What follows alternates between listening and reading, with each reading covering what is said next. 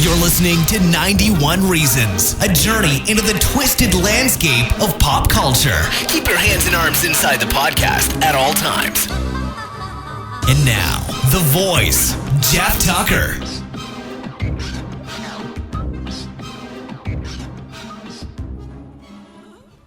Welcome back to 91 Reasons. I am Jeff Tucker. I am your host. I'm the voice that you hear. Here we go. We're going to continue on.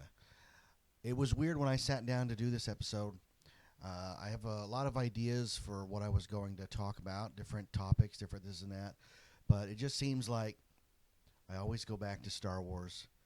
Star Wars just seems to be the running thread of my life. If you listen to the first episode, it was all about Star Wars. It was an hour and a half of mostly good stuff, because most of the stuff in the original versions of Star Wars were fantastic. You know, certainly Return of the Jedi has its problems, but the first two are fantastic movies, and we won't get into that again. But what I will do is get into the knowledge that, or the facts that, as the 80s drew to a close, Star Wars was pretty much dead. The toy line had ended, the cartoons had ended, the Ewoks movies had come and gone as a blip in the pop culture landscape, and there wasn't much going on, and Star Wars was just one of those things. And it was weird in that I think for most of licensing and such, Star Wars represented the pinnacle. You know, here's what a property of a movie.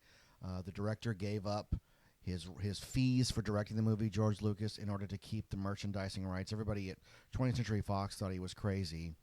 And instead he came out looking like a genius, because he had reaped such huge benefits, such huge rewards from the merchandising of Star Wars. For Return of the Jedi, there was every conceivable kind of product. Anything you could imagine, from Dixie cups to shaped cookies, and I know because I had them all. And then it died. It went away. It sort of faded slowly away, you know. I was a member of the Star Wars fan club and used to get the Bantha tracks. And then I think that it just went away. I know that the Star Wars fan club ended up mutating into the Lucasfilm fan club, because they wanted you to follow Indiana Jones, because it had its last great adventure in 1989. And then after that, it really did fade away, because Lucasfilm didn't put out any product, either Star Wars, Indiana Jones, or anything else other than Radioland Murders and Howard the Duck, Willow, movies that they didn't register on the landscape. They didn't count. You know, after Last Crusade, ILM took over as why Lucasfilm was around. I know that they continued to do work, basically creating Pixar, and there's no denying how important that was as far as film goes. But for the Lucasfilm core brand, and for those of us who lived and died by seeing the Lucasfilm Limited logo in a movie right before the movie started, it was over, and Star Wars was dead. And it was back in the time when a license could die. There weren't really perennial licenses that were around forever. You know, maybe stuff like the Beatles, but not movies. You know, Wizard of Oz is the exception, because Wizard of Oz just is a one of a kind, and every generation latches onto it. But there was not a concentrated effort to keep Star Wars alive past 1990.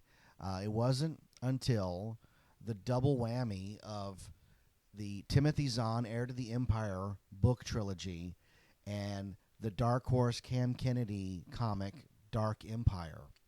I think that I don't know the history of the Timothy Zahn novels and who approached who, but I think that everybody was stunned when this book sold as much as it did. And surprisingly, it was really good. It was like reading a new movie. It was the closest to a sequel we thought we were ever going to get to Return of the Jedi. And the three books are fantastic. You know, if they filmed those as the new movies, we'd all be very happy, because every character gets a little turn of standout, and then the supporting new characters, Admiral Thrawn and Talon Karrde and Mara Jade, who's still in the fandom, all came from the Timothy Zahn novels. And then right on the heels of that was the Dark Empire comic, which was another adventure set after Return of the Jedi, where Luke succumbs to the dark side, or is tempted by the dark side in a plan to overthrow the new clone emperor. It sounds silly, but it's not. And the art was gorgeous, painted, beautiful art. The Return of Boba Fett, those were fantastic. And those two items, I think, are what spurred Star Wars coming back. Because, remember in Starlog, Lucas had this grand idea that Star Wars was going to have 9 movies, and they were all coming. There were going to be 3 before Star Wars and 3 after Jedi, for a total of 9. And we bought it hook, line, and sinker. And then he came back and he amended his statement saying that, well, there might be 3 more. And he was talking about the 3 prequels, which he had slowly been working on over the years. Or like Clerk said, admit that you told everybody you took a decade to write them, that you really wrote them over the weekend. But suddenly, I used to read a magazine. It was more newsprint than magazine, called I used to read this giant newsprint toy magazine that people bought and sold classic toys, older toys. It's funny, too. I think I might even have some around here somewhere where you look them up and you can get carded Star Wars figures for $20 and $30. It's quite funny how the market has shifted so much over the years. But I remember looking in the back of them one time, and there was an ad for Star Wars bendy figures, and they were only available at a little tiny toy store in San Diego. And I wigged out. I couldn't believe that Star Wars toys were being made again, because the Star Wars line was dead. There was 6, 7, 8, 9 years of no toys, nothing. But maybe the George Lucas Super Live Adventure that was in Bantha Tracks and the Star Wars Insider magazine that you could buy stuff from. But that was so limited that if you didn't order right when that magazine arrived, you didn't get any. This is before the internet, so if you didn't order right away, you didn't get it. There was very little secondary market unless, like me, you went to conventions and even toyrific toy shows looking for everything. The hunt was what it was all about, and finding that item that you'd search years for was so satisfying. When I got my droid's lightsaber, with the one with the pop-out blade, I was ecstatic because I'd never even seen one.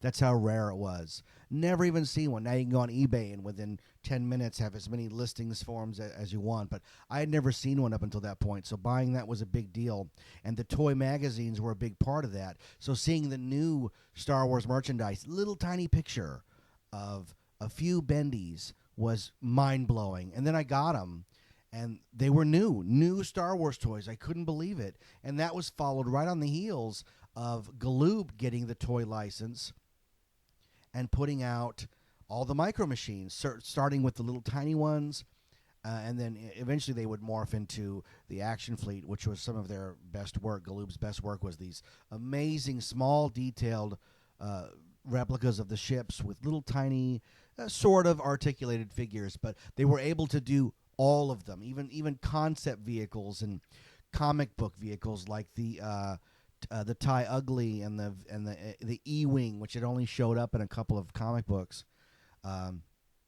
But Star Wars toys had found their way back to the shelves, and they were popular. I mean, the Galoob toys flew off the shelves.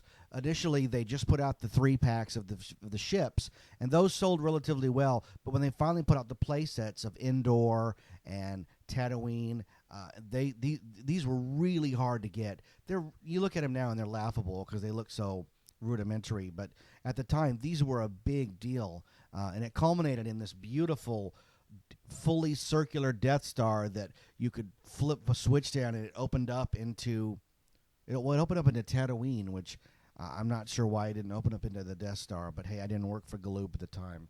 And it was still an amazing piece of craftsmanship that it had all these moving parts and then could flip back into a globe. So that was cool.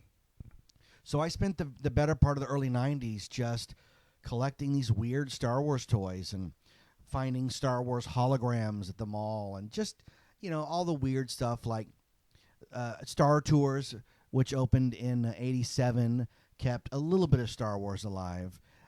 They had some toys in the gift shop. Never anything, worth screaming and jumping up and down for. Some PVCs and stuff. But, they wouldn't come out with any toys of the Star Speeder until, just recently they came out with a big one. But it took a long time for them to make toys of the actual ride itself.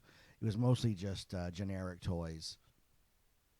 But that's how the 90s were with Star Wars toys. And then in 95, they released the VHS set called the original trilogy, One Last Time.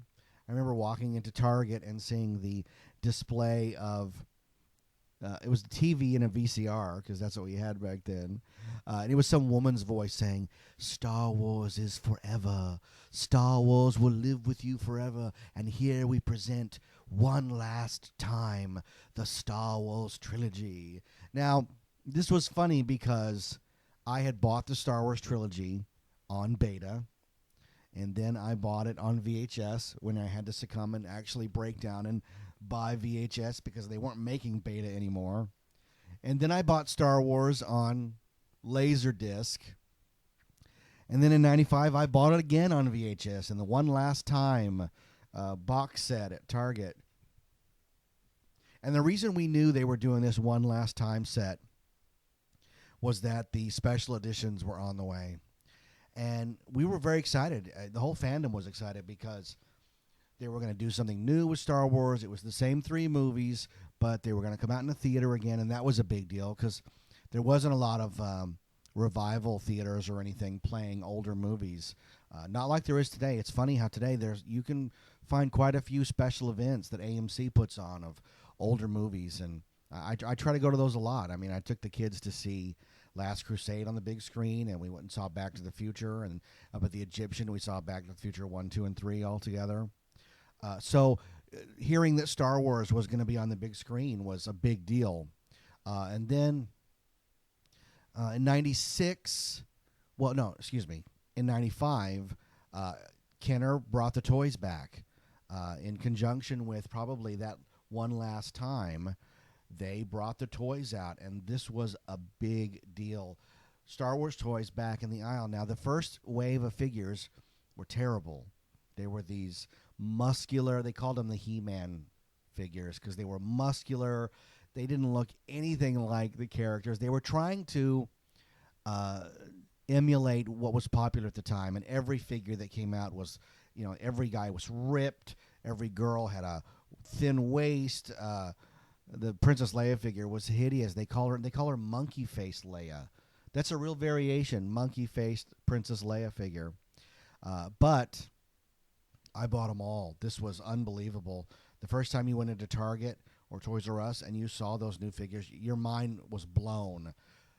The idea that the Star Wars toys were going to come back and they would look different and feel different was amazing because I had them all. I had an entire collection of Kenner figures from the original line. Had them all, even the hard-to-get Europe-only Yak Face and Anakin Skywalker. I had them all, Blue Snaggletooth, you name it.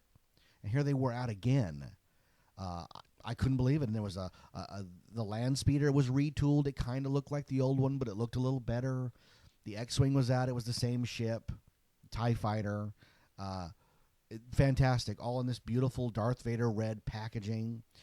So that was pretty cool. And it showed that Star Wars was back.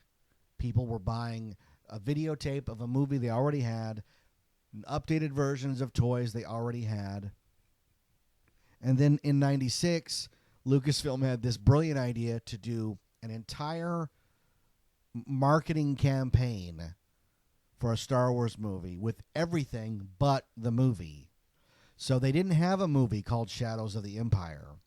But you would have been hard-pressed to figure that out because there was an N64 video game, a comic book series, a novel, a toy line, Micro Machines, high-end statues from Applause. Hysterical. Shadows of the Empire, this little story that took place between Empire and Jedi. I collected a lot of it because that's what you collected. It was new. It was new characters. This new guy, Shizor, and and Luke Skywalker dressed up as a guard of some sort, and Chewbacca dressed as a bounty hunter. You know, they were really silly stuff, but it was what was out, so you had to buy it. You know, that's how you supported your habit, your Star Wars habit. But it was just a precursor, because 97 finally saw the return of Star Wars in a big way. The special editions came out. Star Wars led the pack. And here's a movie that everybody owned. Everybody knew backwards and forwards. And when it was re-released, it made $100 million at the box office. Over $100 million. You know, which is always the blockbuster target for movies. You know, I think nowadays it's $200 million. But back then, $100 million was not chump change. And for a movie that everybody owned, it was a big deal. So that same year, my wife and I had our first child, and we named him Luke Skywalker. It was a big deal. And he was born like right before Star Wars hit theaters, so we even had the news want to do a story on us, but I don't think it ever worked out, because this is back before cell phones, and if you weren't at home all day to get the phone call, you didn't get the phone call. You know, there was an idea that when you were out, and that really doesn't apply anymore. You know, when you're never really out, and you don't call places anymore. You call people. You used to call places, ask for people, and now you call people and ask where they're at. So we flip-flopped that. But Star Wars came out, and the first one is not bad. You know, there are some changes that are stupid. Greedo and Han and who shot first. That's just such a dumb argument. If Greedo shoots first and misses, he's a really bad shot. But also it changes Han's character. We liked Han because he's a scoundrel, because he doesn't play by the rules. The reason that scene plays so well is that Han just shoots this guy. This guy comes and he's going to bring him in, and Han says, "You're not going to bring me in." And he just shoots him. And then he flips a coin to the bartender and says, "Sorry about the mess." And that's the most incredible way to set up a character, because at that moment, we know everything there is to know about this guy. So if you change it and you try to soften him, it doesn't work. It goes against how we like the character. It changes the intent. So that's so dumb. And then they do it again later when Han is chasing the stormtroopers through the Death Star, and instead of hitting a dead end and turning around to fight, he chases them into a hangar bay full of TIE fighters and soldiers, and it's really dumb. It's one of those, oh, you just roll your eyes moments.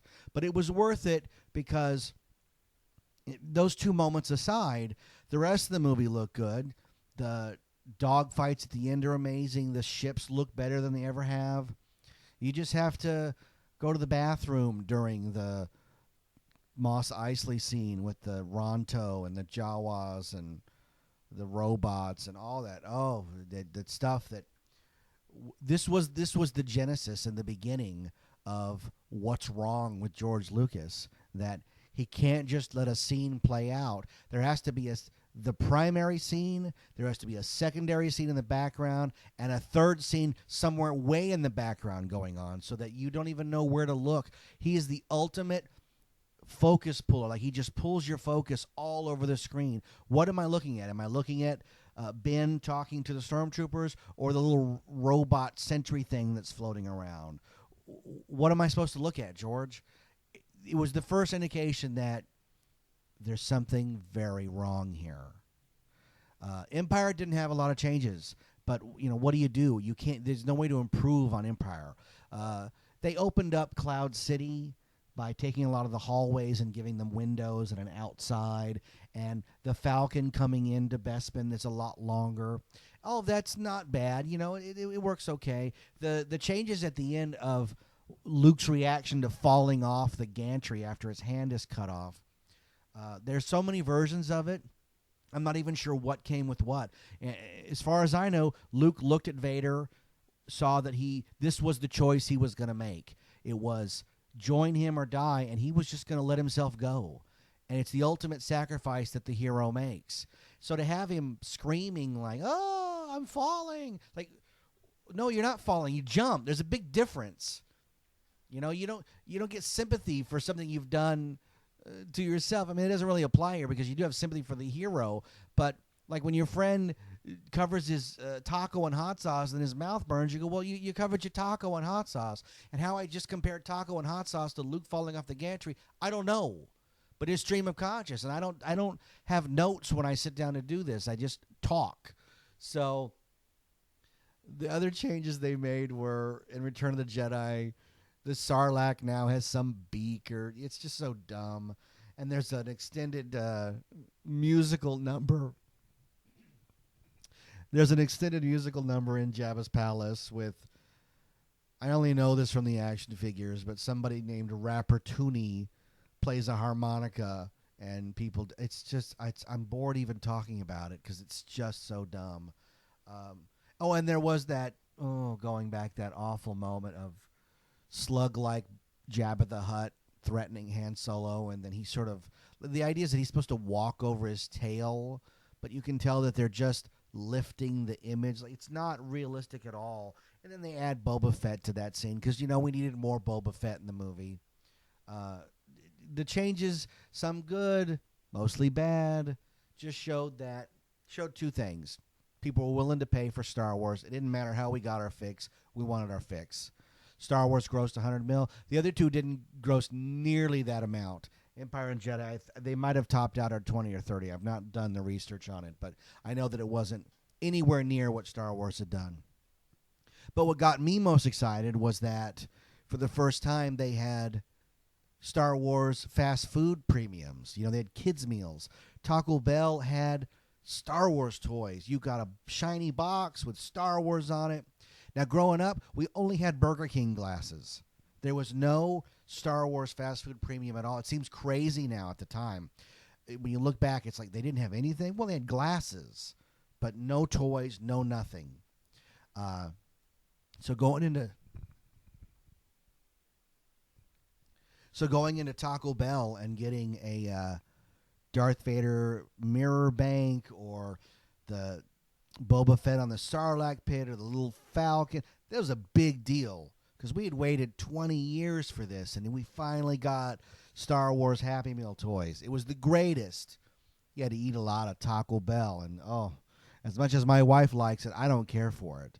And there we are, horking down the worst food on the planet to get this toy. Oh, the sacrifices we make to be Star Wars fans, right? So Star Wars was back, and we knew the prequels were coming. We knew that that it was on the horizon. So when the trailer for Phantom Menace finally showed up, after all the build-up, and this is pre-internet. I mean, internet was around, but there was not a lot of people were on it. I was on the internet in '98 with my web TV, with my web TV and my wireless keyboard. I had seen a few things here and there. I'd even read somebody's fan script that was purported to be the working script of Phantom Menace. I don't even remember what it was. I'm sure it was, spoiler alert, I'm sure it was better than the final film. But it wasn't real. So anyways, we get the trailer, and the trailer for Phantom Menace was astounding. What it promised was the greatest movie experience of your lifetime. 16 years of waiting, we're finally going to get paid off in a new Star Wars movie. And I remember we used to go to a collectible toy store in Anaheim called Len and Kathy's, and somebody had the toys long before they were supposed to be out in stores. And I remember staring at them, and they were probably priced at $40 or $50 a piece. I remember staring at them in awe. Here were new characters. This guy had legendary new Star Wars, soon-to-be legendary new Star Wars characters like Rick Ali and Gus Gano. Exactly. I don't even know who those are. I think if you went to a few stores now, you could still find a Rick Ali carded figure for $1. This guy warmed the pegs more than the Lex Luthor DC Toy Biz hero line with punch in your face action. So, Phantom Menace is coming. The trailer is amazing. They have a Midnight Madness at Toys R Us. You line up and you'll have first crack at all the Star Wars toys for the new movie.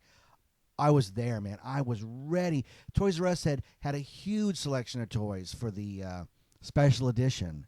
Amazing stuff. Stuff that we never thought they were going to make. New stuff. There was new toys. So for Phantom Menace, it was even bigger. They had everything. They had Darth Maul blow-up chairs. They had every 12-inch figure. Carded figures, man. There were guys just taking entire racks of figures and throwing them in their cart and just buying everything they could get their hands on. I won't lie. I bought my fair share. You didn't know what was going to be big. It was like the last show when I talked about buying that squid head before Return of the Jedi. I liked it because it was cool, but I had no idea that he was going to be in the movie for about 12 seconds. And here we were faced again with an onslaught of new characters on the pegs, and we have no idea who's going to do what. We know that Darth Maul is going to be the bad guy, and he looks badass with his tattoos and his horns and his double lightsaber. And Liam Neeson is playing somebody's whose name we don't know how to pronounce. I thought it was Qui-Gon. Turned out it was Qui-Gon, and I don't know if that's an improvement. But all these toys, man, and we bought them all. We got them home. We couldn't believe it. We have Phantom Menace toys, new Star Wars stuff. We went to the movies and paid full price just to see the trailer, and then we left. Amazing times. And then the movie comes out. Now, it was hard to get a ticket opening weekend for Phantom Menace, I just don't have the life that I can be like those guys on Hollywood Boulevard who camped out months in advance for it. I don't have the time, I've never waited more than a couple of hours to go to the movies. But we managed to get opening day tickets for Phantom Menace at the Irvine Spectrum for 10:30 at night. So we had all day to stay away from everybody so that the movie didn't get spoiled. Rachel and I went down to the Spectrum. They had Star Wars kiosks set up of toys. KB, back when they were still around, had a whole thing set up. You could buy all the toys right there, right before the movie. There was people lined up and wearing T-shirts, and Star Wars was it. It was the number one thing in the world. We couldn't wait. So we go in. We're lined up for hours to get a good seat. I think we ended up with pretty crappy seats, having to look up a little bit. Not the first row, thank goodness, but not the middle. And then the movie starts. Now, we're going to go into some Phantom Menace territory here. You've probably, if you're listening to this, you're a student of pop culture. So I would assume you've looked at the Red Letter Media reviews of the prequels. The Harvey Plinkett serial killer reviews. That guy, his job was fantastic. I've watched him 2 or 3 times. So I'm not going to go into that. We're not going to go into the minutia of the mechanics of why it's bad. I'm going to give you my flavor of why it's bad. And sometimes it'll overlap with the Plinkett reviews, and sometimes it has nothing to do with it because he's doing a video review with humor. It's very good, I give much respect to that guy. It's a brilliant analysis of those movies. So, Star Wars opens, Phantom Menace, and the crawl goes up, and it's not anything that you want to see. It's talking about commerce and trade routes. And I think that was the first inkling that I had grown up and that maybe this wasn't going to be the greatest movie experience of my life. Maybe that had already passed. Maybe Star Wars should have stayed dead. The movie starts, and it doesn't get any better. In fact, it gets worse. It gets worse from a movie that opens with no action and just people talking to each other, or in the case of the Nemoidians, avoiding talking to the Jedi. There's no confrontation. There's robots and these robot battle droids, which in a futuristic, or I know Star Wars takes place in the past, but in a robot society, or a society that can sustain and create and sustain robots, why would you program sentry robots with emotion? There's a moment where the leader robot tells the other robot to go into the room, and the guy's like, well, I'm not going in there. Well, why would you program a sentry robot with fear? It shouldn't have a fear of being destroyed. It should just do what it's told. Right there, oh, we're in trouble. We're in deep trouble. This movie's going to be a big stinker. But you got to give it the benefit, man. You got to hang on there. You got to sit in your seat. You got to hope against hope that we're going to pull this out of here, man. So everybody in the audience is hoping that the movie is great. We want it to be great. And then they get to Naboo. And then there's this creature, this Jar Jar Binks, which had been touted as the breakout character of the movie. Like, this is the one everybody's going to be talking about. Well, guess what, George? You were right. We're still talking about Jar Jar Binks. A decade and a half later, we're still talking about the biggest cinematic piece of crap ever unleashed on the audiences. And this is from a guy who gave us Howard the Duck. The guy who gave us Howard the Duck had to one-up himself by giving us Jar Jar Binks. I feel bad for Ahmed Best. Here's a guy who thought, my meal ticket is assured forever. And then he got ground up by the machine that is George Lucas. I don't think he's even human. No human would make this movie. Phantom Menace is a soulless, tedious, sad display of filmmaking. The pacing is all off. The editing is off. If it weren't for at least the John Williams music and a few familiar locales, and I'll tell you, for Luke Skywalker saying that if there's a exciting center of the universe, you're on the planet that it's farthest from, so much happens on Tatooine that it's unbelievable. We keep going back to the desert planet to do everything. To find Luke, to rescue Han Solo, to find Anakin. Who knew Anakin was from the same planet as Luke? Oh, it's so bad. They find Jar Jar Binks. They find an underwater city that's apparently fathoms deep in a little lake. Watch that scene. Watch that scene where they do that dive into the water. And they have these little mouth breathers, that allows them to breathe underwater, which they didn't use when the room was being gassed. Did no one think of that? Did no one turn to George and say, they're using these air breathers that would have come in really handy 6 minutes before? You think he just nods, or you think he goes, I don't want to hear it. We're just making a movie. It's a kid's movie. We're making a kid's movie. No one's going to notice. Well, certainly they're going to notice. If you do something that's stupid, I'm okay with dumb movies. Let me preface it by that. I'm fine with movies that are dumb. I love dumb movies. I've seen every Jackass movie. I watched every episode of Viva La Bam. That kind of stuff, no problem. Dumb and Dumber, Airplane. Movies that are funny and dumb, that's perfect. But if you've got a movie that sets up the way things are in that universe, you have to abide by it. You have to abide by it. And when you break it, the audience is left scratching their heads. If things don't meet up and mesh together in the way that you've told us they should, then the problem is with you. The problem is not with me growing up. The problem is with George Lucas making a substandard movie. And I think that starting the movie with Anakin Skywalker as a little boy was the wrong choice to make, because, first off, from the get-go it's wrong, because Darth Vader's a villain. I don't care where he came from. I don't care about his fall from grace. Once he blows up Alderaan, he loses all sympathy. He is committed beyond genocide. There's no redemption in my book.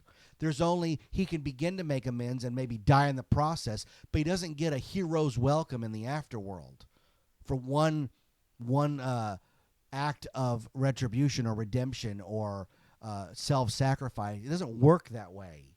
It does not work that way. So starting off and showing him as a little kid is frustrating because I don't like him. From scene 1 when he says, "Are you an angel?" I hate this character. I know he's going to grow up to be Hitler. I know he's going to grow up and be so bad that his own children have to be taken away from him. Talk about protective services.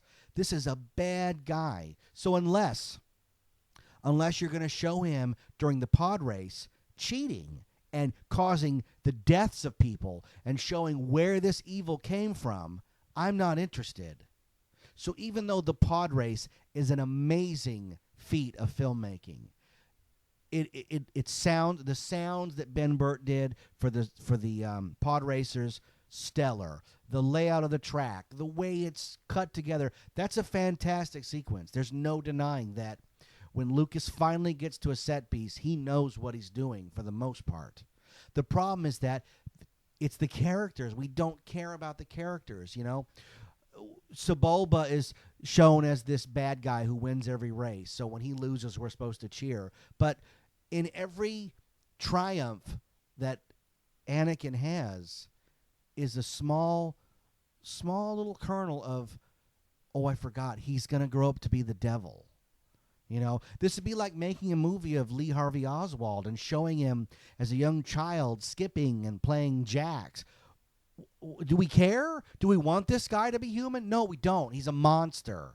You know, Thomas Harris did the same thing with Hannibal Lecter. He had to go back and add all this backstory of why he's the way. We don't care. It doesn't matter. Nothing's going to justify the evil that we have seen Darth Vader, Hannibal Lecter, Lee Harvey Oswald do. Nothing. Nothing redeems that. No matter how awful your childhood was, if you grew up to murder somebody, no redemption. You don't get to tell the judge why I didn't have a birthday cake because nobody cares.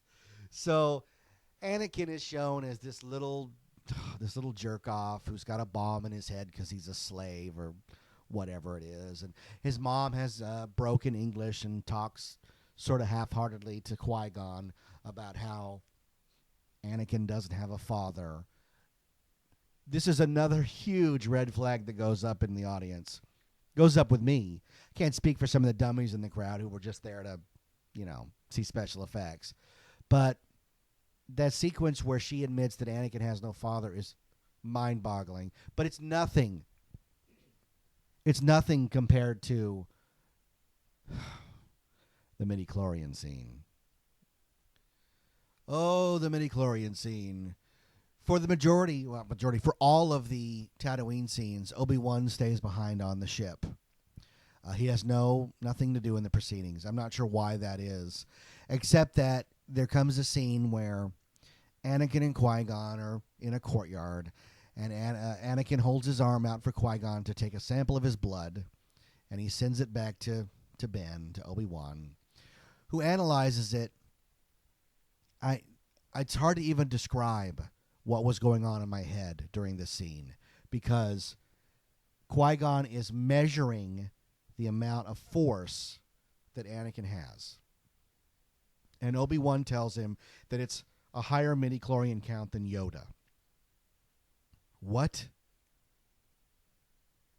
In this simple scene, which really should have been left on the cutting room floor. If you'd left the midi-chlorian scene out of Phantom Menace, it might have taken a lot of the stink off the movie, because that small little scene undoes everything great about Star Wars. It says that the Force is not faith. It's not spiritualness. That it's a tangible, microscopic being that we can measure. As if you could measure Christ's Christianism. Are you kidding me? Did nobody in any meeting tell George, even the actors, this is a bad idea? You're going to undo all the great mysticism of the Force in just a few simple words. Midi-chlorian, count higher than Yoda's. I was stunned. I knew right then, it's weird, I knew right then I was going to see Phantom Menace again on the big screen because I could not believe what I was looking at. I was looking at a director who has no concept of why his creation is so good. The midichlorian scene is so embarrassingly bad that it doesn't even belong in one of those not another awful date teen movie parodies. Measuring the Force, Anakin has no father. So not only is Anakin immaculate conception, which is so ridiculous, but his mother willed him into being through the Force. The midichlorians got together and like tiny Legos built Anakin brick by brick in her womb. Give me a break. Give me a break. This cannot be true. This cannot be how Star Wars is going to go. I'm scratching my head literally right now because I'm so irritated. A scene that played out 15 years ago on the big screen, I'm still irritated about. So, you can measure someone's force. If that was the case, and since you can sense the Force, so we know this because when Ben Kenobi arrives on the Death Star, him and Darth Vader know each other are there. They didn't make a call. They didn't check in on Foursquare. They know each other are there because they can sense them in the Force. If that's the case, the minute Qui-Gon walked by Anakin, he should have passed out. He should have been overwhelmed by the amount of Force that this kid has because this kid was made entirely of Force. Entirely. He's created out of it. So how could you not walk by and just, oh my God, I'm in the presence of the most concentrated amount of Force midichlorians ever. But they didn't do that. It's all left to you, the audience, to make up your mind about how stupid this is. And don't misunderstand me. I mean, not that I haven't been clear enough. This is a stupid scene. This scene is why fast forward was invented. 2 reasons. There are 2 reasons fast forward was invented. The first was Cheer Up Charlie in Willy Wonka and the Chocolate Factory, so that you can skip right past his mom doing laundry and get to the good stuff. Because that song doesn't have any bearing on the film, and I have not watched it one time since I first rented it. Not since I found it, oh my gosh, I can fast forward. I've not seen it. And the other reason is that you can just go right past Qui-Gon measuring Austin, it's my son, measuring Anakin's Force. So incredibly stupid. And then the movie just goes pretty much downhill from there, Anakin wins the race, and they get the part from the incredibly racist junk dealer. And they go to Coruscant, and there they meet maybe the most ridiculous puppet ever put in a film. The Yoda puppet in Phantom Menace with its cross-eyed is mind-blowingly bad. It's hard to believe that even past the first round of yes or no on Lucas's whiteboard. But that puppet that speaks to Anakin, and it's been taken out and replaced with a digital one. But that puppet that I think Frank Oz was doing in the floor with the voice and everything, how did Frank Oz not look at it and go, wait a minute, so let me see if I get this straight. Yoda is 800 to 900 years old, right? But in the time frame between Phantom Menace and The Empire Strikes Back, which is what, about 30 years maybe? I'm just rounding. He goes downhill that much. He goes from being this youthful, cross-eyed frog to the withered, realistic puppet that we see in The Empire Strikes Back. Talk about a misfire. Talk about just not being in control. That Yoda puppet says, it says to me that Lucas was out to lunch because this is a guy who's such a control freak. I saw the making of it. In the making of scene, there's a sequence where he moves a character digitally from one part of the frame to the other. And even Ben Burt looks at the camera and says, just because you can do it doesn't mean you should. Talk about Ian Malcolm from Jurassic Park. Just because you can do something doesn't mean that you should or that you're allowed to. And here we are in this train wreck of a movie barreling towards something. We're barreling towards Queen Amidala speaking in front of the Galactic Senate, and and a vote of no confidence. I couldn't tell you. I mean, I'm an adult now. I'm far past adulthood, and the mechanics of Phantom Menace's political overtones they're just numbing. Like, you're just so bored with it. It's not like a good political thriller. I mean, there's a million of those where somebody's in trouble and they're using the system to get out of it. You know, in No Way Out, Kevin Costner is the bad guy. They set him up in the first 3 minutes, and you forget by the end. So the rug is pulled out, and is he going to get out? I don't know what's going on in Phantom Menace. I don't know why the trade route is blocked. I don't know what they get out of blocking it. What they're surrounding the planet with droid control ships. I have no idea. I have no idea, other than the Queen shows up and they get to go home or something, and I don't know. I really don't know. I'm not sure what is solved by her going to Naboo, other than they decide to go back home and fight, but they don't have an army. They're going in blind. That's when even Qui-Gon says, I'm not here to fight a battle for you. Well, what are you here for, dude? You're just intergalactic hippie. You're the intergalactic Judge Wapner. You ride around and you preside over disputes. That's what you're going to do. That's what the Jedis are for. Are you serious that all this hubbub about the Jedi Knights and the mystical, they've got lightsabers and they believe in all this and da-da-da-da-da, and they're really just going around presiding over whose fruit cart got spilled and who's right and who's wrong? Give me a break, man. If you're not there to fight, what are you there for? You should have stayed home. Because it's Jar Jar Binks of all characters, who steps up and is like, we got the Grand Army. Well, you couldn't have said that an hour ago? Like, if you'd said that an hour ago, like, we could have avoided a lot of this garbage. So the idiot steps up, and he's got an army. And then they go meet Boss Nass. And this is, you know what? Put this scene on, and then get back to me. Pause me. Go put Phantom Menace, if you own it. Go put it on. I wouldn't blame you if you didn't own it. Go put it on. Watch the scene where they ask Boss Nass for help. He gives an answer that everybody in the theater, nobody knew. What did he say? Yes or no? We don't know. We don't know what he said. He said something, and then he drooled on everybody. I have no idea. But everybody then reacts like, oh, he must have said yes. So we're all excited he must have said yes. So then the scene is set for what George Lucas has been building towards his entire career.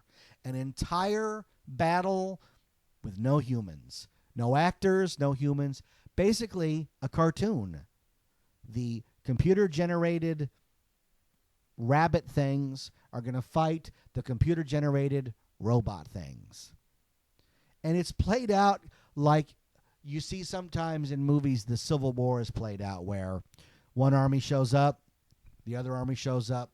Everybody gives each other time to set up. Like, you need more time? I need more time. All right, we're going to set these over here. All right, we're going to set this over here. And then we're going to set this over here. And then the robots are going to come out. And they're going to accordion out. And they're going to, like, if you were the Gungans and these guys had violated your planet, why do you just sit there and let them get ready for war? Like, it's inevitable. You know that they're there to fight. They're not there to maybe negotiate. It's not like one battle droid walked out and was like, well, we're here to talk about a treaty and maybe we won't have to fight. And there's none of that. There's going to be a fight.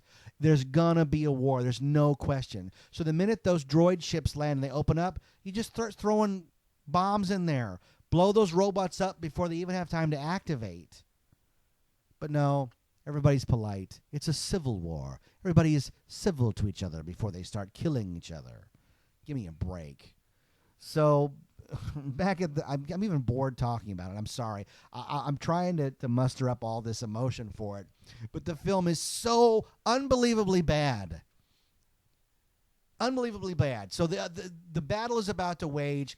A few of the good guys, the Jedi and the Queen, they all go to the city and they do this.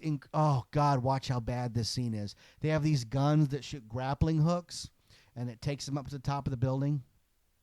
Do you think a grown man could hold on to hold on to a gun and lift his weight up?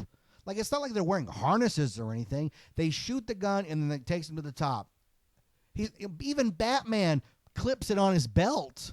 But no, these guys know how to do it by holding onto a gun. I don't know. And then they get in and they get attacked. They get, there's these destroyer rolling droid things, and it's the good guys are winning, the bad guys are winning, and then suddenly there's guns in the throne, and that's how they win. Let's say that again. The reason Amidala is able to overtake the Viceroy is because there are guns hidden in the throne. We've not seen this before. There's no scene early in the movie where they show her touching a keypad and arming the throne or stashing the guns in. They save the day by means which we've never seen, we the audience. This is lazy filmmaking. The greatest action movies, the greatest movies where it looks like the hero is down to his last whatever. Look at Die Hard. He's down to 2 bullets. 1 bullet, 2 bullets. And all he sees is the gun and a roll of tape. So then when he walks out, you're not surprised. You're delighted when he has the gun taped to his back. This is how you write. This is how good action-adventure, drama, intrigue is written. You show something, and then when the hero uses it, you go, oh, I remember that. Yes. Marty McFly doesn't go back in time because suddenly there's a lightning storm. We know how he's going to get back because we're let in on it. We're along for the ride. The drama comes from all that happens after that. So when the queen pulls guns out of the throne, we're not impressed. We're like, oh, hidden guns. How great. So they capture the Viceroy. The Battle of Naboo rages on. And then there's a space battle going on at the same time. Like it's everything but the kitchen sink at the end of Phantom Menace. And all led by a precocious young child in a fighter jet, a fighter spacecraft, with no skill. He says, let's try spinning. That's a good thing. Like he's not even paying attention to the outside and trying to evade using calculated skill or risking this. He's just arbitrary. It'd be like me getting in the car and accidentally driving to Disneyland, which would have been my destination in the first place. I don't understand. So then the ship crashes into the droid control ship, and we're left kind of there's a real moment, because I thought they were surrounded by a shield, but I guess the shield doesn't count for the ship's only laser blasts. But that's never told to us. It's another moment of I'm not impressed because I was never told. If there had been a point like in Return of the Jedi, the Falcon and the Rebel crew, they can't attack the Death Star because the shields are up. And Lando makes a big deal of all Akbar and Lando are like, all craft pull up. The shields are still up, and they have to veer up because they're going to crash into it. They don't even get to attack the Death Star until Han blows up the shield generator. So how is it that Anakin is able to fly into the droid control ship with the shields up? This is the ultimate weakness. He just flies right in, and he shoots directly into the ship's core, and then he flies out. What? Oh, God, it's so bad. It's so illogical, and that's why it's so bad. If all of this had been set up in dialogue or in action before it's used as a plot device, all would have been forgiven. It would have been great if somebody had taken that Phantom Menace script and polished the crap out of it and like, we're going to tweak this and do a foreshadow here and set this up here. But instead, none of that happened. It's just a series of unrelated events strung together with clunky dialogue. That's really all it is, because nothing is set up. Luke blows up the Death Star because we know he's going for the thermal exhaust port. It's not something he just thinks of while he's out there. He even turns off his targeting computer to show he's going to do it by faith alone. Anakin blows up the droid control ship by accident. The war is won by accident. He blows up one and all the droids on the surface fall. This is the worst fought battle ever. And the kicker to all of it, now the Neimoidians have invaded Naboo. They have sent all of the Naboo residents to concentration camps. It's in the dialogue. It's in the dialogue that they're even planning to go find the underwater villages that the Gungans live in and enslave them too in some sort of, who knows, concentration camp. Because there's nobody in Naboo. There's no people. It's only robots walking around, even robot chairs. There's no people at all. And so when they finally capture him, Captain Panaka has the greatest line of dialogue ever. He tells the Viceroy, "You can kiss your trade franchise goodbye." Are you kidding me? The guy has enslaved your planet. He's invaded you. You don't smack him. You don't punch him in the face. You don't shoot him and tell everybody he was trying to escape. You tell him his trade franchise? What are you even talking about? This is mind-bogglingly bad. His trade franchise? That's what you tell the big villain of the piece? His trade franchise. Oh, I swear in the theater that night my mind was swimming. It's not even that it's bad. It's how bad it is. It's how many levels of awfulness we're having to dig through to even find a shred of reason to like this movie. I'm not talking, if you're talking to Star Wars fans and not the ones who love everything George Lucas craps out, but if you're talking about people who really are passionate about Star Wars, and as you can tell by the hour that I've almost talked about a single film, I'm not even going to have time to get to the Clones or Revenge of the Sith the way I'm going on this, but people who are passionate about Star Wars, but also look at it through a film lens, like how does it play as a movie? Not just how does it sell toys or how does it sell a kid's meal. And for Phantom Menace, they rolled it out, man. To get all the toys, you had to go to Taco Bell, Kentucky Fried Chicken, and Pizza Hut. And I know because I did. I got all the toys. I got all the cup toppers. I got the Frisbee that was supposed to be a chicken lid. I mean, give me a break. I bought all this crap. And then the movie comes out, and it's so bad. But if you have people who go, well, the pod race and the lightsaber battle were good, that doesn't make a movie. That's a highlight reel. That's a YouTube video. That's not a movie. Look at the lightsaber battle in Star Wars between Obi-Wan and Darth. There's real weight to that. Even though they're not doing anything spectacular, they're not flipping around, we get that there's a history between these two, and that's why the battle is interesting. In Phantom Menace, it's just flips and dives in this huge generator complex. And if you look at the outside shots of the castle, I'm not even sure where this exists. This is like inside the TARDIS because it's much bigger on the inside than it is on the outside. And Darth Maul, yeah, he's a cool character, and he's got that double saber. And then he kills Qui-Gon. And even then, even that close to the end of the movie, after the head-scratching moments we've had, and there have been so many of them, even at that moment, I thought to myself, Lucas can be a genius sometimes, because the shield doors that open and close that allow entrance to the final scene where Qui-Gon is killed, they're really amazing because they allow Obi-Wan to get stuck behind a door with Darth Maul on the other side. And when this moment happens, when those doors close and Obi-Wan has to stop, I thought, oh, good. Here's what we're going to get. He's found a way to have two characters who, in any other circumstance, would never speak to each other. They're just, from the get-go, enemies. And they're just going to fight till somebody's dead. But now they can't fight. There's a door between them.